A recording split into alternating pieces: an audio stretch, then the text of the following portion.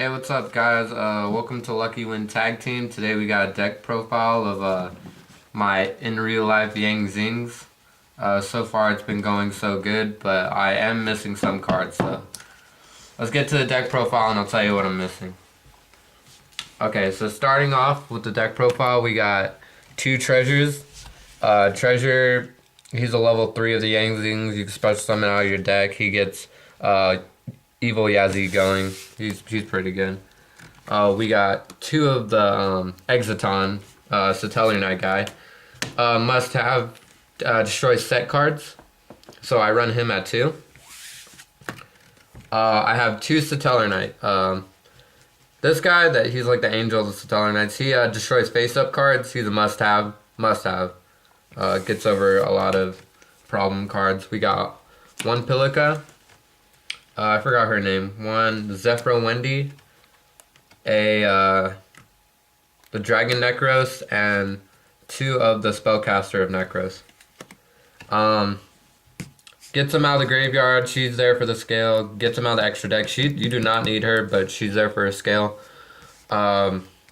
Easily searchable with these 2. If you have Brionic in this deck, these 2 are easily searchable. So you kind of want to run with these 2.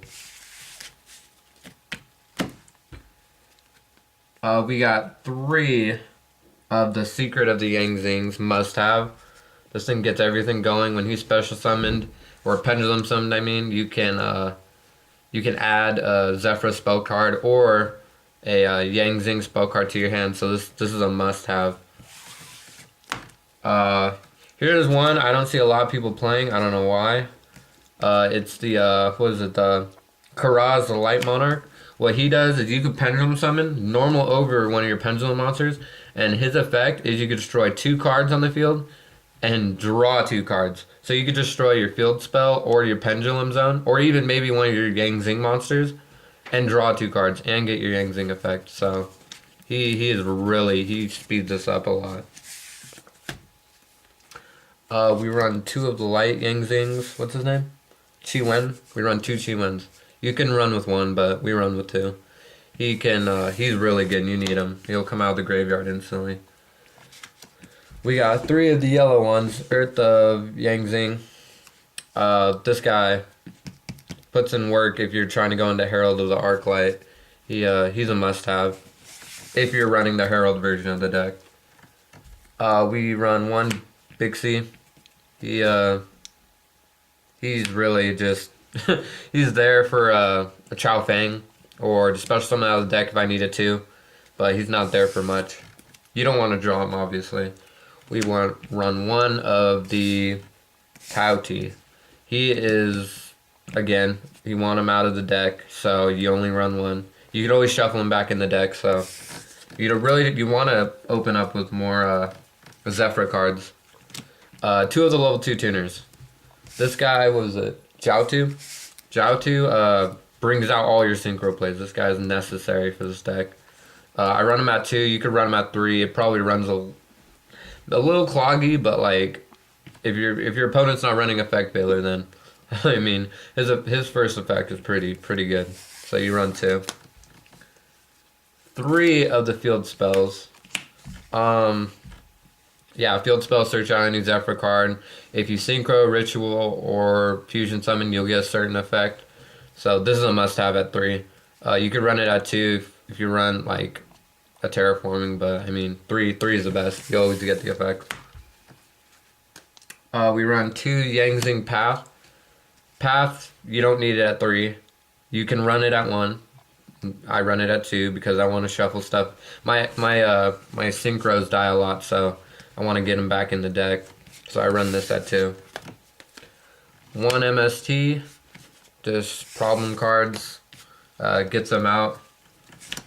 2 of the negate traps, the Zefra Divine Strike. It's a good trap. I don't like banishing. When people first saw this card, they're like, "Oh, that's OP." You don't want to banish cards from your extra deck. That actually hurts you. So this card actually, it's good. But at the same time, it's like, I don't want to banish from my extra deck, so I mean, it's alright. I run 2. You could run 1. I wouldn't recommend running 3. 2 YangZing creations. This card puts in work. You One thing people don't read about this is it's one of its last effects is you can't synchro or you can only special summon synchro monsters out of your deck. So with this card, you want to make sure this is either destroyed or shuffled into the deck before you pendulum summon, because while this is on the field, once it comes to your turn, you can't pendulum summon for that turn because this is on the field. So I bring this out if I'm running low on pendulums, or I don't have a lot of pendulums, or if I'm running straight pendulums, I'll just keep going for the field spell. But you usually push this if, like, let's say they're destroying your monsters like crazy. You might as well put this on the field so you could do something. One breakthrough, because that should all card Zefra, or not Zefra, Winda. Oh my gosh, Winda takes this. So you want to negate. I'd bump this up to 2. Maybe put it at Fiendish instead. Well, no, you need a breakthrough because you want to get on your opponent's turn. This card always puts in work, so I have it at 1. And I run 1 Torrential because your monsters don't care if they get destroyed. So if they get destroyed, whatever, you still get the effects, and you'll still get some searches. So Torrential's always good in this deck. So for my extras, I play 1 Chow Fang. You honestly don't need him at 2 once you Chow Fang your opponent once. Not like he's going to do that much. And if he destroys it, you can always search out a path to shuffle him back in your deck and then go for another Chow Fang. I see him excessive at 2. 1 Clearwing, because I bought a Cross Souls pack and I pulled him easily. I pulled all the good ones easily. So he's a good one to put in this deck. I probably wouldn't have bought him, but I mean, at least I got him. 2 Yazi. Yazi's so good. You need him. He'll pop a card, and then you could get like maybe another tuner, and then go into another different synchro. And he can't be targeted, so it's not like they could Fiendish Chain it. So you could destroy their Fiendish Chain before they even bring out, or they even negate you. So he's good.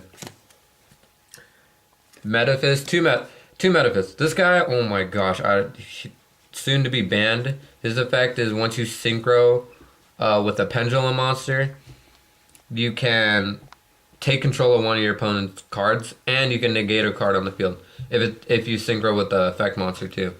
So you could negate one of their face-up cards on the field, let it be, I don't know, Fiendish or something, and then you could take control of a monster your opponent controls. But they choose, but still, it's still a really good card. Soon to be banned. People need to play this. Is ridiculous. It doesn't target, by the way, either. So they just choose. 2 Baxia MVP. This guy shuffles cards into the deck, and then you could bring out cards from your graveyard, destroying cards on your side of the field. This card, destroy any card on the field, and you can special summon a level 4 or lower out of your deck or out of the graveyard. So he runs the deck. He's pretty good. 2 Heralds, must have. Oh my gosh, Herald negates. He banishes when cards are sent from the main deck, and if you synchro him with the one Zefra, or not Zefra, YangZing card that can't be destroyed by battle, he can't be destroyed by battle. So he just sits there, and then once you want to negate, you negate. And the cool thing is you need Brionic in this deck. I don't have him at the moment. I will buy him. But when he negates and goes to the graveyard, activate his effect, add a Brionic to your hand. So you negate your opponent and go +1. So this card is ridiculously good. You need it. 2 is fine. You'll never bring out 3, so. 1 Duloran, the Ice Barrier. This guy can get over a Polyquiller. Is it a Polyquiller or whatever his name is? His effect, just put a bunch of cards, all face-up cards on your side of the field to the hand, and then he gains 500 for each one. So you just put all your pendulums and even your field spell if you want to. You get another plus off of it. And put it all to your hand and then just attack over it. And this will get rid of those problem cards. It's a good card. It's good to go for a push. Maybe if you're losing, just bring him out, put everything into your hand, and go for one final attack. So that's a good card. 1 Black Rose, because you could Black Rose your opponent on their turn. Pretty fun. Abyss Dweller for the mirror match. If they're setting YangZings, just attack and do it with Abyss Dweller. They can't really go through it. Crimson Blader and Armades. Armades, same thing as Abyss Dweller. And Crimson Blader is just, so if you're playing like Shaddolls or something, it just kind of shuts them down if they don't have a response. So That's always a good one. And good problem cards.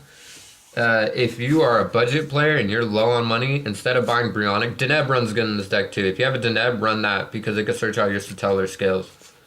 But I'm gonna buy a Deneb, at least one. But Brionic's kind of essential. But if you're a low budget player, you can run Kanahawk, and he can search out your Tamers. The only thing is he'll come in 2 turns, so he's not really that great. You could try him, but he's really not that great. And maybe if you want to put a Ritual Beast Synchro, you could. That way you can always Synchro into something. I mean Fusion into something, but he's a low budget if you need it. It's better than Deneb. Deneb's like $30, Brionic's like 40 or 50. But yeah, that's about it for the deck profile. We'll be playing this online, just trying it out with a couple friends. We'll play Taylor at it and beat him, so I'm looking forward to that. But if you guys got any questions, just, I don't know, put it in the comments. We'll be playing when we got time. We'll play today, so we got time today. So yeah, that's our deck profile, and signing out.